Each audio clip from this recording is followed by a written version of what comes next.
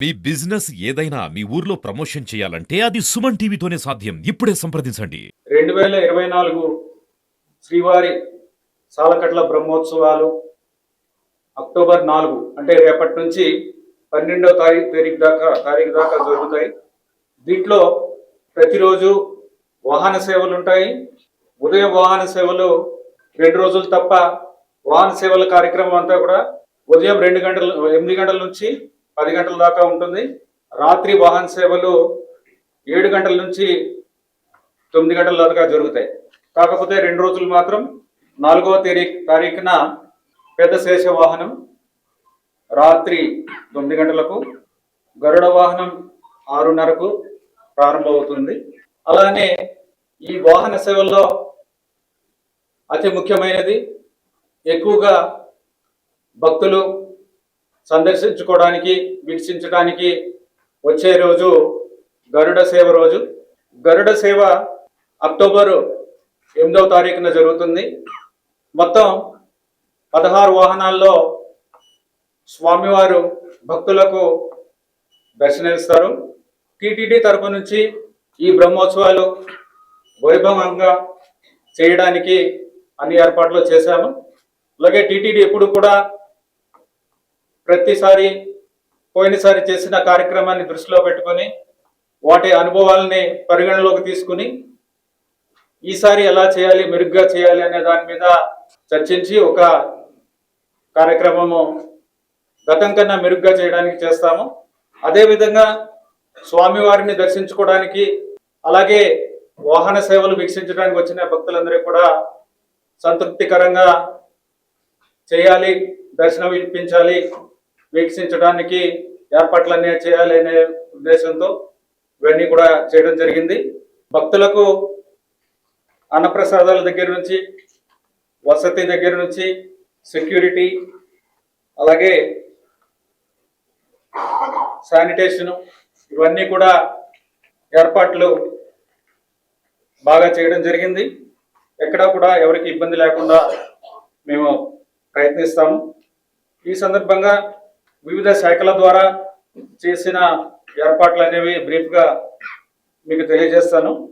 భక్తుల రద్దీ ఉంటుంది కాబట్టి ఆర్జిత సేవలు రద్దు చేయడం, ప్రత్యేక దర్శనాలు అన్ని రద్దు చేయడం జరిగింది.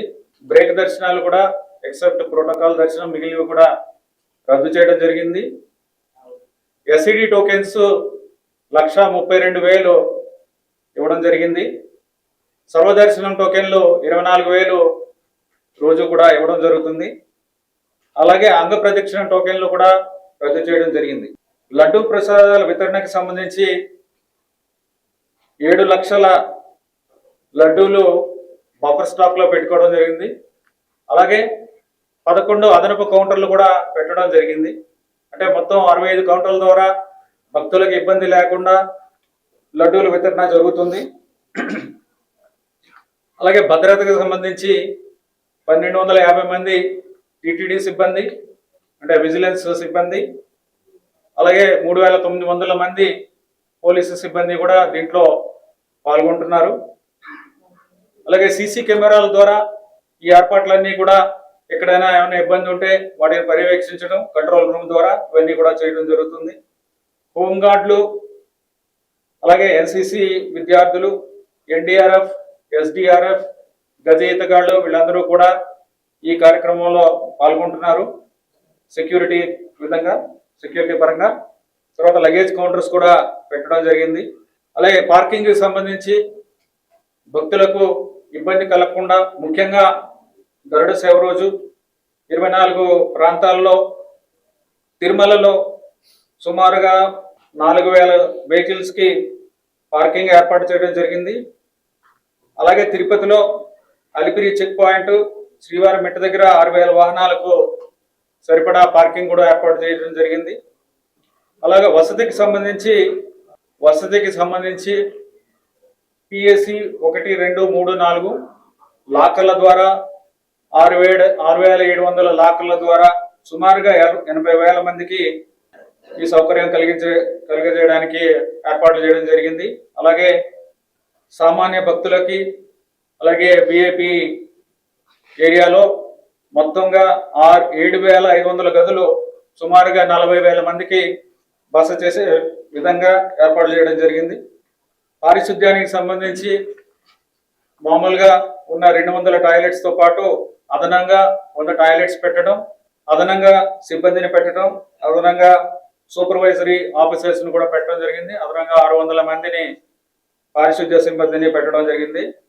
అలాగే ఎఫ్ఎంఎస్ సిబ్బంది కూడా వాళ్ళు కూడా ఎక్కడా కూడా శానిటేషన్లో కానీ వసతికి సంబంధించిన గదులు కానీ ఇవన్నీ కూడా క్లీన్గా ఉండేలాగా శుభ్రంగా ఉండేలాగా కూడా చర్యలు తీసుకుంటున్నారు. వాళ్ళు కూడా ప్రాపర్గా మానిటర్ చేయడం, బ్రీఫ్ చేయడం కూడా జరిగింది. అలాగే అన్నప్రసాదాలకు సంబంధించి మాతృశ్రీ పెరుగొండ వెంగమాంబ అన్నప్రసాదం కాంప్లెక్స్, అలాగే క్యూ లైన్స్, కంపార్ట్మెంట్స్, అలాగే మిగిలిన ముఖ్యమైన ప్రాంతాలన్నింటిలో కూడా అన్నప్రసాదాలు ఎవరికి కూడా ఇబ్బంది లేకుండా అన్నప్రసాదాలు, అలాగే పాలు, నీళ్లు ఇవి కూడా ఇబ్బంది లేకుండా అందరికీ కూడా సరఫరా చేయడం జరుగుతుంది. అలాగే ఆసుపత్రిలో కూడా వైద్య సేవలకు సంబంధించి తిరుమలలో ఉన్న అశ్విని ఆసుపత్రి, వైకుంఠం కాంప్లెక్స్లో ఉన్న డిస్పెన్సరీస్, క్లినిక్స్, 6 డిస్పెన్సరీలు ఇవన్నిటిలో కూడా అదనంగా సిబ్బందిని పెట్టడం జరిగింది. మొత్తంగా 45 మంది సిబ్బంది వైద్యులు, 60 మంది పారామెడికల్ సిబ్బంది కూడా వీటిలో మనకి ఈ సమయంలో వైద్య సేవలు అందిస్తారు. 14 ప్రాథమిక చికిత్సా కేంద్రాలు, ఒక మొబైల్ క్లినిక్ కూడా ఏర్పాటు చేయడం జరిగింది. స్విమ్స్, బర్డ్ రూయా ఇక్కడ నుంచి కూడా వైద్యులు అందుబాటులో ఉంటారు. భక్తులకు సమాచారాన్ని అందించేందుకు వీలుగా అదనంగా 7 కౌంటర్లు కూడా పెట్టడం జరిగింది. మొత్తంగా 12 కౌంటర్లో ఎవరికైనా సమాచారం కావస్తే దేనికైనా సరే, వసతి కానీ, దర్శనం కానీ, సేవలు కానీ, ఏదైనా కానీ అవసరమైతే సందేహాలు ఉంటే వారు ఈ కౌంటర్స్ ద్వారా 4 భాషలు తెలిసిన వాళ్ళని పెట్టడం జరిగింది. వారు కూడా భక్తులకు ఏమన్నా ఇన్ఫర్మేషన్ కావాలంటే అది కూడా ఇవ్వడం జరుగుతుంది, అందించడం జరుగుతుంది. అలాగే టీటీడీ కాల్ సెంటర్ ద్వారా కూడా భక్తులకు సమాచారం ఇవ్వడానికి ఏర్పాట్లు చేయడం జరిగింది. Call centre number 1552571555257. తర్వాత రవాణా శాఖకు సంబంధించి 400 వాహనాల ద్వారా ఏపీఎస్ఆర్టీసీ ఈ రోజుల్లో 2000 ట్రిప్పులు రోజుకి వేయడం జరుగుతుంది. అలాగే తిరుమలలో కూడా ఒక ప్రాంతం నుంచి వేరే ప్రాంతానికి భక్తులను రవాణా చేయడానికి రవాణా సౌకర్యం 24 గంటలు ఉచిత బస్సులను ఏర్పాటు చేయడం జరిగింది. తర్వాత ఘాట్ రోడ్లో ఉన్న ట్రాఫిక్ యాక్సిడెంట్స్ నివారణకు ఇవన్నిటికీ కూడా చర్యలు తీసుకోవడం జరిగింది.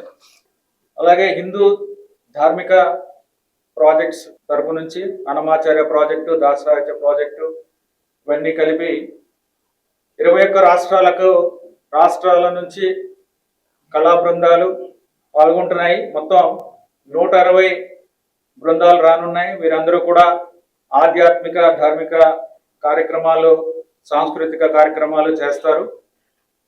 ఇప్పటిదాకా 19 రాష్ట్రాల నుంచి వాళ్ళు కన్ఫర్మ్ చేశారు. తర్వాత గరుడ సేవకి సంబంధించిన ప్రత్యేకమైన ఏర్పాట్లు.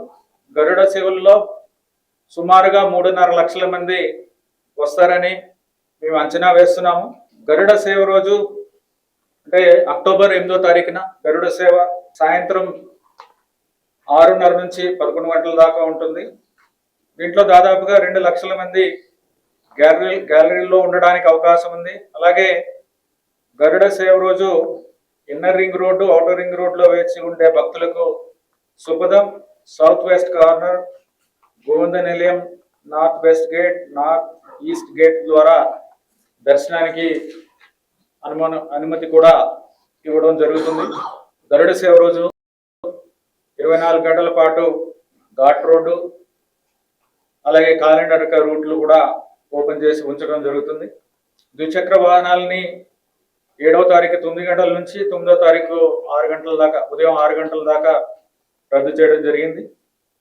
పార్కింగ్ సంబంధించి గరుడ సేవలో ప్రత్యేక ఏర్పాట్లు. తిరుపతిలో 5 హోల్డింగ్ పాయింట్స్ పెట్టి అక్కడ two wheelers, four wheelers parking చేసుకోవడానికి అవకాశం కల్పించాము.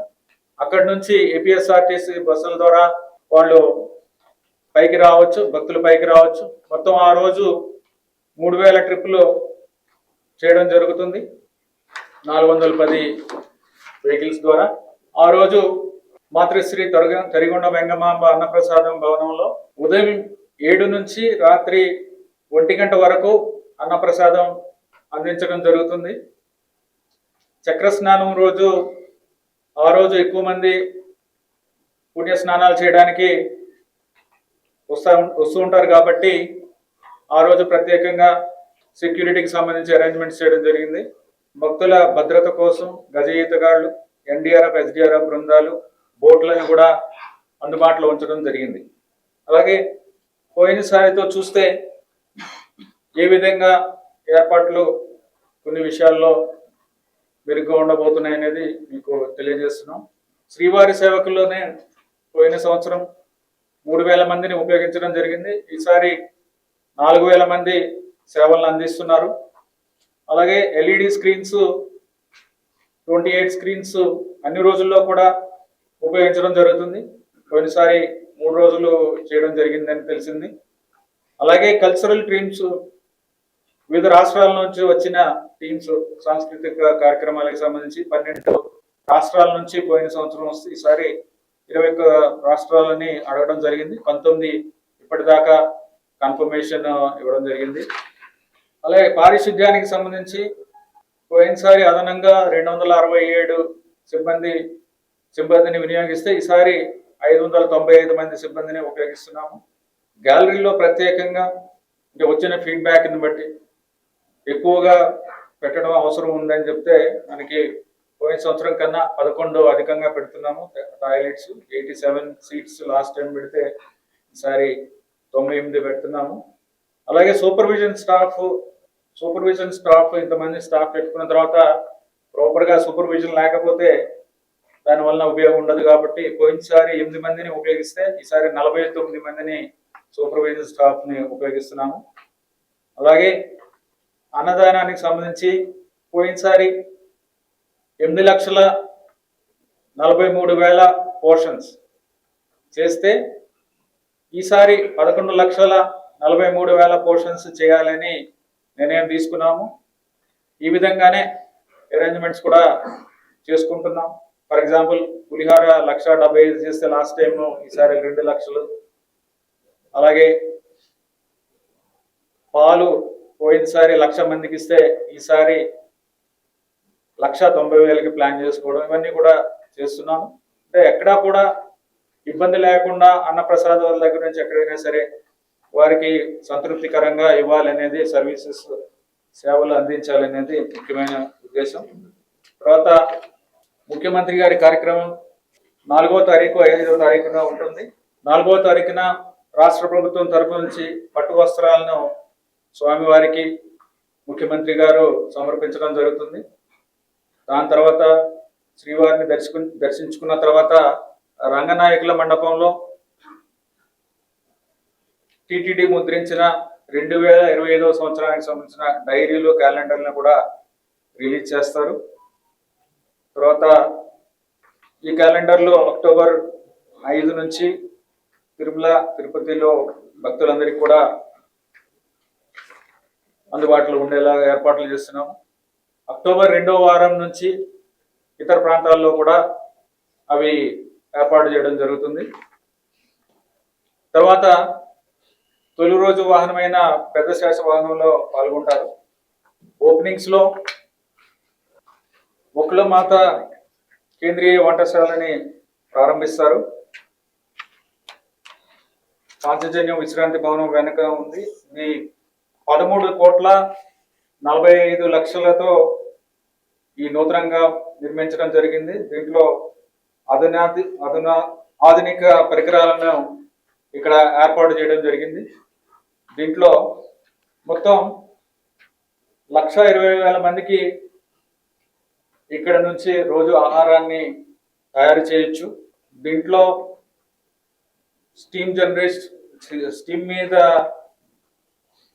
ఆవిరి మీద పనిచేసే బాయిలర్స్, కోల్డ్ స్టోరేజ్, మిల్క్కి వెజిటబుల్స్కి కోల్డ్ స్టోరేజ్, తర్వాత cooking vessels, flour mills, machines ఇవన్నీ కూడా ఉన్నాయి.